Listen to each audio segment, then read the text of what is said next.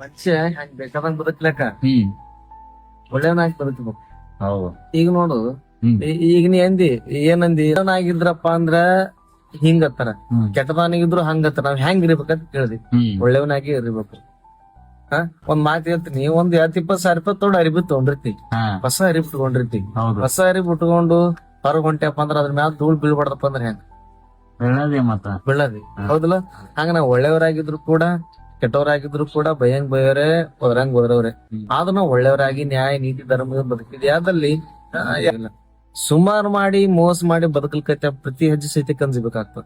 ಹೌದು. ಅದೇ ನಾವು ಒಳ್ಳೆಯವರಾಗಿ ಬದುಕಲ್ಕೈತಪ್ಪ ಅಂದ್ರ ಯಾರಿಗೇನು ಒಂದಿಲ್ಲ, ಅವಶ್ಯಕತೆ ಇಲ್ಲ, ರಾಜನಂಗ್ ಬದುಕ್ಬಹುದು. ಹೌದು. ಹಾಗಾಗಿ ನ್ಯಾಯ ನೀತಿ ಧರ್ಮದಿಂದ ಬದುಕಿದ್ದ ಅದಲ್ಲಿ ಯಾರ ಆಶೀರ್ವಾದ ಇರಲ್ಲ, ದೇವ್ರ ಆಶೀರ್ವಾದ ಇರ್ತಾವ.